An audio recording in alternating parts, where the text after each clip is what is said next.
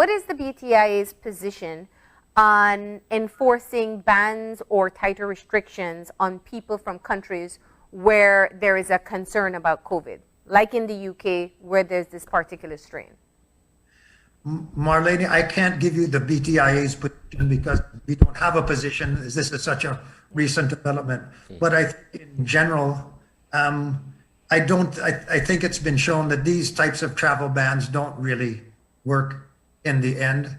It's like when they're talking about when the United States is considering this ban. The fact is, the scientists have pointed out that this variant of the virus almost certainly is already in the United States, not just the UK, it's South Africa as well. That this variant is probably all over the globe already, and it doesn't make the virus more dangerous. Remember, it makes it spread easier. Yeah.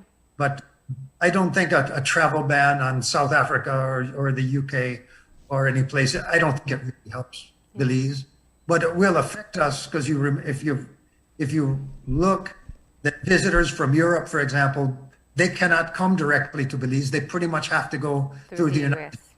So if the U.S. declares a ban, that's going to affect us. Yeah, Definitely. yeah.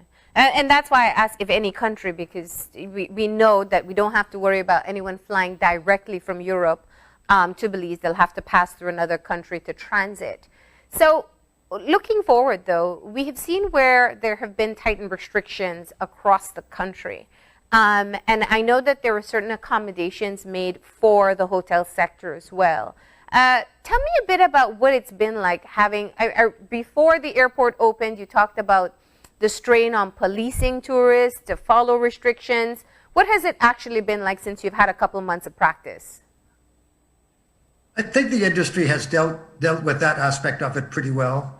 I think the curfew has changed the character of the business a little bit. It's difficult for restaurants, for example, even restaurants that are associated with hotels or those that are not, have to clear people out of your dining room, let's say by 7 o'clock. Yeah. It changes the character of the business. But this time of year it gets dark early, and so once it gets dark at 5:30, people just start eating earlier. I don't think we have great quarrels with the curfew.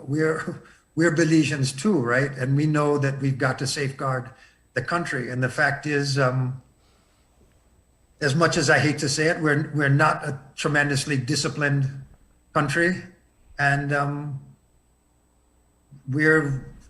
lot of our people are not following the social distancing, the mask wearing, and we're seeing the results of it in the high rates of spread of infection. And how we like to behave during holiday periods, and for such a small country, the effect of a single super spreader event can be devastating, and we just do not have the medical capacity to deal with a super spreader, the result of a super spreader event. It's serious business. Yeah. Close to 250 Belizeans are dead. Yeah. That is something we've got to think about it.